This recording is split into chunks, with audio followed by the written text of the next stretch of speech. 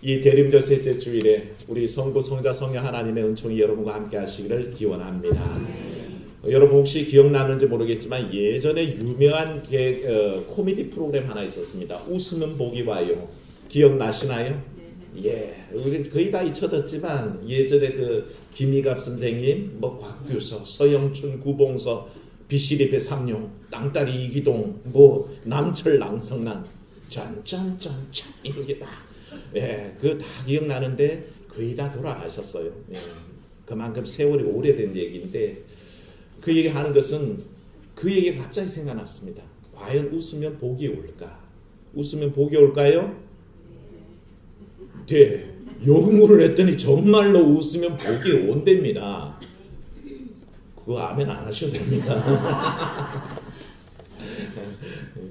정말 웃음이 복이 오는데 예전에 왜 전교인 수련회 때 웃음 치료 특강해 주신 정신청 장로님 기억나시나요? 이제 안수 받으셔서 목사님 되셨습니다. 저번에 만나서 얘기를 나눈 중에 요즘도 웃음 치료 계속 하시냐 했더니 하신대요. 그러면서 이제 들려주시는 얘기가 그럽니다. 웃으면 제일 좋은 게 뭐냐 하면 엔돌핀이 생긴답니다. 엔돌핀 그러면 여러분 혹시 그 몰핀 아셔요? 몰핀 주사 아시죠? 사람이 가장 진통이 있고 통증이 심할 때, 여자들 아기 낳을 때 너무 아플 때, 수술한 다음에 수술하고 너무 힘들 때 그때 맞는 주사가 몰핀 주사인데요. 엔돌핀은 사실은 그 뇌인성 몰핀, 이것을 줄여서 엔돌핀이라고 부릅니다. 그래서 엔돌핀은 몰핀의 일종이라고, 이미 우리 뇌 속에 존재하는 몰핀이라고 얘기하죠. 그래서 웃는 사람들에게 이 몰핀이 막 나오는데 웃음의 아버지, 웃음학의 아버지라는 사람이 있습니다. 카슨스라는 사람인데 이 사람이 원래 미국의 그 유명한 토요 리뷰라는 잡지의 편집장이었습니다. 그런데 어느 날 러시아에 출장을 갔다 오는 길에 갑자기 발병했는데 뭐냐 하면 그 강직성 척수염이라고 류마티스의 일종인데 이게 급속도로 와가지고 점점 몸이 굳어가는 겁니다. 그러고는 나중에 심하면 죽게 되는 거죠. 그때 나이가 50인데 이 사람이 자꾸 이 병에서 점점 이제 몸이 굳어갈 때에 그런 생각이 다 올라오는 겁니다. 내가 이 나이에 죽어서 될까? 이 나이에는 죽다니 너무 억울하다. 그래서 그때부터 살 길을 찾으면서 이 저 책 보는데 삶의 스트레스라는 책을 읽게 됩니다. 그 책을 읽다 보니까 그 책을 읽는 중에 이런 구절이 나옵니다. 마음의 즐거움은 양약이다. 이렇게 써져 있는 거죠. 거기에 굉장히 은혜 받습니다. 이 말씀이 어디 나올까요? 성경 잠언에 나오는 말씀입니다. 성경 잠언 17장 22절을 보면 마음의 즐거움은 양약이라도 심령의 근심은 뼈를 마르게 하느니라 그러셨습니다. 마음에 즐거움 있는 사람은 막 약을 먹고 있는 것과 똑같지만 근심하는 사람은 뭐가 녹아요? 뼈골이 녹는다는 겁니다. 그러니까 사실을 기뻐하고 살아야 될 이유가 충분하죠. 그래서 이 사람이 카슨스가 생각합니다. 아하, 가장 좋은 약이라는 것은 마음의 즐거움에 있겠구나 해가지고 그때부터 나는 오늘부터 웃으면서 살아야지. 그래서 이 사람이 웃음 치료의 시초가 됩니다. 그때부터 웃기 시작하는데 왜 웃음 치료사들이 늘 가는 거 그냥 웃으라지 않습니까? 하하하하하 이렇게 막 웃게 해가지고 결국에는 가만히 보다 보니까 따라 웃게 되고 즐거워지는 거죠. 한번 해볼까요? 예, 요 정도면 웃으셔도 됩니다. 예. 막 계속 웃는데 어느 날 웃는 중에 손가락 굳어있던 손가락이 움직이는 겁니다. 온 가족이 깜짝 놀란 거죠. 아, 당신 손가락이 움직였다고. 그래서 막 희망을 가지고 이제 같이 웃으면 더 좋다 그러니까 온 가족들이 맨날 모이면 웃는 겁니다. 결국에는 어떻게 됐을까요? 모든 웃음으로 그 경직됐던 몸이 다 풀어지고 완치가 돼버렸다는 겁니다. 결국 하나님 말씀을 의지해서 그 마음의 즐거움이 마음의 양약이라는 걸 믿고 웃었더니 완치되는 역사가 나타났다는 거죠. 이 사람이 너무 신기해가지고 그때부터 하버드 대학에도 쫓아가고 유명한 대학마다 가서 의과대학에 얘기하는 겁니다. 내가 웃음으로 이렇게 강직성 척수염이 치료됐다 그러니까 의사들이 그렇군요 그럴까요? 아니요, 콧방귀도 안 낍니다. 의사들은요, 의학적 소견에는 믿지를 않는 사람들입니다. 그 사람, 양방 의사들은 한방도 무시합니다. 그거 아십니까?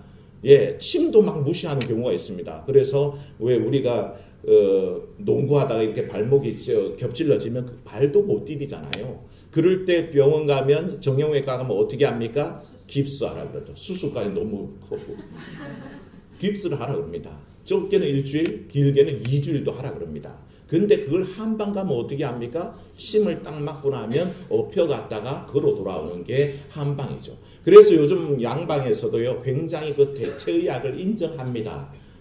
의학적으로, 과학적으로 해명 안 되는 것들도 인정하고 그 대체의학도 찾고 있는 추세이기는 한데요. 처음에는 콧방귀도 안 뀌던 이 사람들이 이 카슨스의 말을 귀담아 듣다가 이제 연구를 하기 시작했습니다. 웃음에 대해서 연구를 했더니 굉장한 효과가 있다는 걸 알게 됩니다. 그리고 온갖 소화기며 또 신경계며 호흡기며 온갖 곳에 좋은 작용이 나타난 것을 밝히게 됐죠.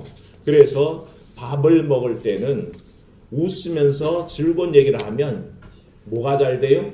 소화가 잘 돼요. 소화 잘 되면 뭐 될까요? 살이 쪄요.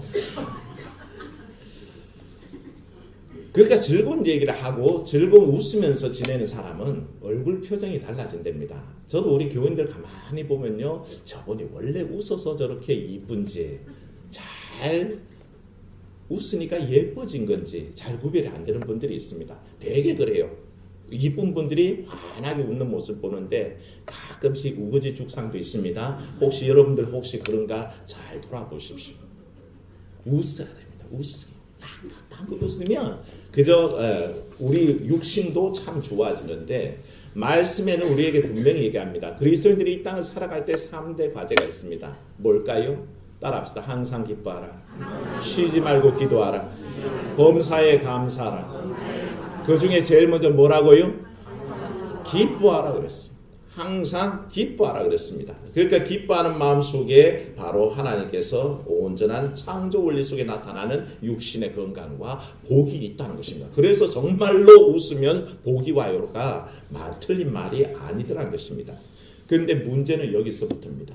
목사님, 저는 뭐 웃기 싫어서 웃지 않는지 아십니까? 목사님, 저는 즐거워할 줄 몰라서 즐거워하지 않는지 아십니까? 저는 기뻐할 줄 몰라서 기뻐하지 않는지 아십니까? 그럴 상황이라야죠. 도저히 그럴 상황이 아닌데요. 힘들어 죽겠습니다. 내 인생 살기 너무 힘듭니다. 그래서 내가 웃을 여유도 없고요, 기뻐할 여유도 없습니다. 라고 저에게 항변할 수도 있다는 것입니다. 오늘 말씀 속에서 과연 내게 주시는 기쁨은 뭔지, 내가 왜 기뻐할 수 있는지 그 이유를 찾으면 참 좋겠습니다. 오늘 우리가 읽은 스바냐 말씀 속에는 사실은 당시 상황이 웃을 여유가 전혀 없는 상황이었습니다. 얼마나 힘겨운지 백성들이 다 어깨가 축 처져서 무기력증에 사로잡혀 있는 때가 바로 이 스바냐 당시의 현실입니다. 국제정세가 어려울 때입니다. 외침이 있었고요, 아시리아가 지배할 거고, 또 이후에는 바벨론이라는 큰 나라가 일어나서 완전히 멸망시킨다는 예언이 이미 있었던 때입니다. 그러니까 얼마나 국제정세가 힘듭니까? 나라 정치가 어려운 때입니다. 나라에는 온통 뇌물이 판치고, 정치가들이 뇌물 먹고, 재판장이 뇌물 먹고, 좀 한다는 사람들은 다 돈을 먹고 판결도 굽게 하고 정치도 굽게 하는 그런 현실 속에 살았습니다. 그러니까 누가 웃을 재미가 있겠습니까? 무슨 기쁨이 있겠습니까? 지도자는 나라 세우는데 의지가 보이지 않고요, 자기 유익을 따라서 움직입니다. 그러니까 백성들도 어떻습니까? 부정적인 사고방식 속에 웃음 없는 긍정적이지 않은 그런 부정적인 삶을 살아갈 수밖에 없죠. 종교적으로는 어떨까요? 외세 침입이 있다 보니까 이 아시리아가 온갖 태양신들, 바알과 아세라, 강신술, 이런 온갖 잡다한 이방 잡신들을 갖다 강요하는 때입니다. 그러니까 종교적으로도 온전치 않습니다. 이런 때를 뭐라 그럽니까? 살아도 산 게 아니요, 그저 근근히 숨만 쉬는 지경에 처해 있었다는 것입니다. 이 말씀 읽다 보면 우리의 상황도 사실은 그렇다는 것입니다. 어떤 분들은 지금 물질의 고통 때문에 숨 쉴 여유가 없는 분도 있습니다. 어떤 분들은 가상의 어려움 때문에 부인된 본인도 힘겨워서 고통스러워합니다. 여러분들 중에는 지금 건강 때문에 지금 앉아있는데도 허리가 아프고 무릎이 아프니까 웃을 여유가 없다고 얘기하는 분들 충분히 있습니다. 얼마든지 그렇습니다. 그런데 그런 현실 속에 살아도 산 것 아니에요? 그저 숨만 근근히 쉬는 것 같은 그들에게 스바냐 선지자는 말씀을 선포하시기를 14절 말씀 보십시오. 뭐라고 합니까? 노래하라, 기쁘게 노래하라, 기뻐하며 즐거워하라. 그렇게 얘기하고 있습니다. 성경의 바울은 빌립보스를 통해서 늘 하시던 말씀이 뭐냐면 한번 따라합시다. Rejoice. 기뻐하라. 예, 기뻐하라는 것입니다. 근데 빌립보스를 제가 늘 말씀드렸지만 빌립보스는 어떤 상황에 써졌다고요? 무슨 서신? 옥중서신. 기억하시네요. 옥중서신. 감옥 안에서 아무런 희망이 없는 중에 그때도 오히려 뭐 하라고요? 기뻐하라라고 외쳤을 만큼 우리 그리스도인들의 삶 속에는 사실 상황 때문에 기뻐하는 게 아니라 절대적인 기쁨이 있다는 것을 보여주시죠. 바로 스바냐도 동일합니다. 그 어려운 상황 속에 스바냐 선지자는 하는 말씀이 노래하라, 기쁘게 노래하라, 기뻐하고 즐거워하라. 그렇게 권면하고 있다는 것을 알게 됩니다. 그 이유가 이제는 있다는 것입니다. 15절 말씀 보면 이스라엘 왕 여호와가 내 가운데 계시니라고 해서 그 기쁨의 근거를 얘기합니다. 사실은 하나님의 존재를 인정하고 있고 하나님과 동행하는 사람은 조건을 봐서 기뻐하는 게 아니라 무엇 때문에 기뻐할까요? 따라합시다. 하나님으로 인하여 기뻐합니다. 한마디로 할까요? 하나님으로 인하여 기뻐합니다. 그런 은혜가 있으시기를 축원합니다. 조건 때문에 기뻐하는 게 아닙니다. 하나님께서 함께 하시는 그 자체로 기뻐하고 즐거워한다는 것입니다. 그래서 그 기쁨이 넘치는 사람들은 사실은 주일날 교회에 나올 수 있고요, 예배할 수 있고 찬양할 수 있다는 것입니다. 어떤 분들은 지금 나와서도 주님 앞에서도 세상 그 걱정 근심에 눌려가지고 예배도 즐겁지 않고 찬양도 즐겁지 않은 분들이 있습니다. 그런데 우리 주님으로 인해서 내 말씀을 들어주시고 내 삶에 함께 하시는 그 주님으로 인하여 기뻐하는 그 비결을 깨닫는다면 우린 진정으로 기뻐하게 된다는 것입니다. 하나님이 함께 하셔서 우리에게 허락하시는 말씀이 있습니다. 오늘 말씀 속에 대름질에게 이런 소망을 주시는데 15절 말씀에도 하나님이 내 가운데 계신다 그랬고 17절 말씀에도 다시 뭐라고 했습니까? 너희 하나님 여호와가 너희 가운데 계신다라고 거듭거듭 강조합니다. 그리고 20절 말씀을 가만히 보시면요. 그때에 우리 주님께서 어떻게 하신다고요? 너희를 이끌고 그때에 너희를 모을지라라고 얘기하고 계십니다. 하나님은 먼데 계실까요? 가까이 계실까요? 가까이 계십니다. 여러분 삶 중에 함께 하심을 믿으시기를 축원합니다. 하나님 내 삶에 함께 계십니다. 우리 가운데 계실 분들은 내게 오셔서 이끌어 주시고 우리를 모아주시는 하나님이라고 그렇게 선포하셨습니다. 우리가 살아가면서 간혹 일이 잘못되고 힘겨우면 어려움 당할 때 우리는 자꾸 쪼그라들고 위축당합니다. 손이 펴지질 않습니다. 그저 가슴을 펴지 못하고 오그라들어서 살아간다는 것입니다. 왜 그럴까요? 우리가 살아가는 동안 우리의 힘겨움은 사실은 지난주에도 말씀드렸지만 죄 때문입니다. 인생이 남들 앞에 길을 못 펴는 이유는 죄가 나를 잠식하고 있기 때문입니다. 그래서 죄는 끊임없이 우리를 얘기하죠. 너 어차피 망가진 인생이야. 별 볼 일 없어. 네가 이렇게 교회 간다고 달라질 것 같아? 예수 믿는다고 달라질 것 같아? 자꾸 사단은 거짓말을 해댑니다만 사람 여러분 그 거짓에 속지 마시기를 바랍니다. 왜냐하면 예수 그리스도를 믿음으로써 교회에 나옴으로써 하나님 내 가운데 계심으로써 우리의 삶을 바꿔주실 줄로 믿습니다. 나 자신을 바꿔주신다는 것입니다. 죄된 내 모습도 바꿔주실 것이고 내 삶 속에 근심 걱정에 있는 내 삶도 바꿔주신다는 겁니다. 그 하나님을 의지하고 나아가는데 바로 그 하나님이 우리 가운데 계신다라고 그렇게 선포하는 겁니다. 그래서 15절 말씀에 여호와가 내 형벌을 제거하고 내 원수를 쫓아냈으며 이스라엘 왕 여호와가 내 가운데 계시니 내가 다시는 화를 당할까 두려워하지 아니할 것이라 선포하시는 거죠. 사랑하는 여러분, 우리 주님께서 우리의 삶 속에 늘 함께 하셔서 길을 열어주시고 우리가 온전한 길로 갈 수 있도록 이끌어주시는 분입니다. 그 사실을 믿으시기를 바랍니다. 어떤 가족이 가족 여행을 휴가를 받아서 여행을 떠나게 됐는데 어린 자녀들과 같이 여행을 가는데 갑자기 고속도로를 달리는데 막내 아들이 갑자기 경기를 일으키는 겁니다. 이게 지금 고속도로를 달리고 있는데 너무너무 급하잖아요. 애가 어떻게 숨이 넘어갈 판이니까. 그래서 어떻게든 빨리 지금 내려가서 또 고속도로를 빠져서 가까운 도시에 병원을 가자 싶어서 낯선 도시로 이제 급하게 핸들을 꺾어서 내려가는데 이제 가족들은 당황해서 어떻게 하겠습니까? 이 아들을 위해서 기도하고 있습니다. 어떻게든 하나님 도와주세요. 기도하는데 문제는 낯선 동네 갔는데 병원을 어떻게 빨리 찾겠습니까? 병원을 찾을 수가 없는데 가는데 표지판이 눈에 보이는 겁니다. 뭐냐 하면 H라고 써서 H 뭘까요? 뭐의 약자? 호스피탈.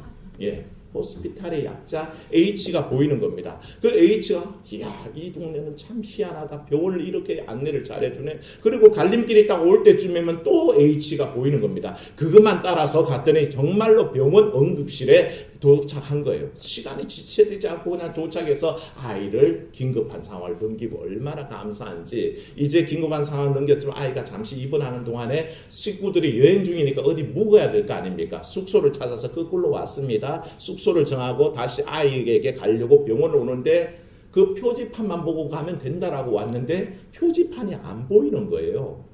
올 때는 이 동네 참 좋다. 병원을 이렇게 안내를 잘해주다니 그러고 왔는데 다시 숙소를 정하고 돌아오는 길에는 그 표지판을 찾을 수가 없는 겁니다. 귀신처럼 다 숨겨버렸네요. 와서는 병원 관계자에게 묻습니다. 올 때는 그 H 표시판 따라서 잘 왔는데 지금 다시 오다 보니까 누가 그걸 다 치웠습니다 라고 얘기했더니 병원 관계자가 뭐라 그럴까요? 그런 표지판은 원래 없었습니다 그러는 거죠. 사람 여러분, 기도하는 사람에게 그런 기적이 나타난 줄로 믿습니다. 하나님께서 잠시 보이게 해주셨다는 거죠.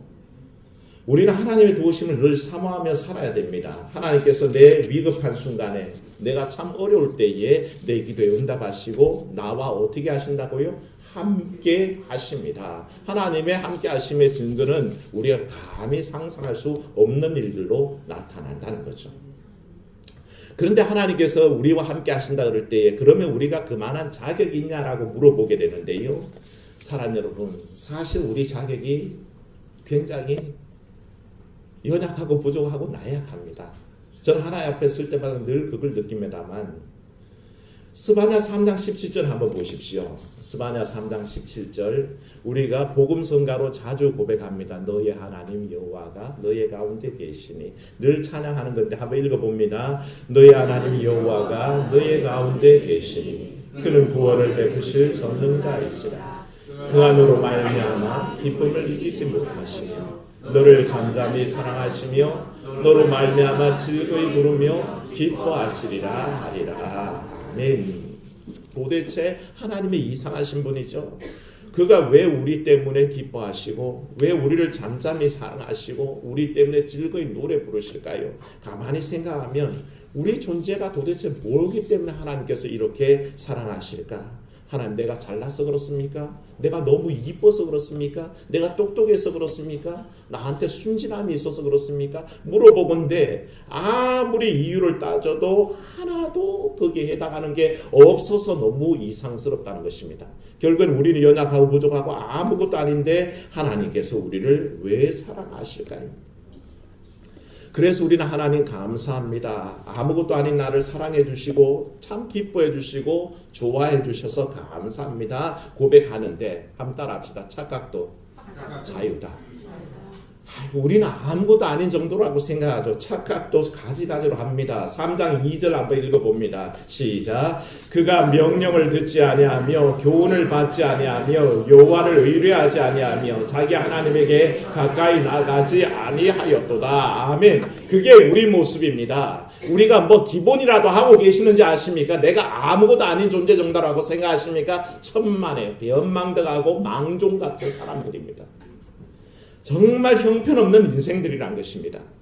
오죽하면 우리는 그의 말씀도 순종하지 않고 그 교훈도 받지 않고 하나님을 찾지도 않습니다. 의뢰하지도 않습니다.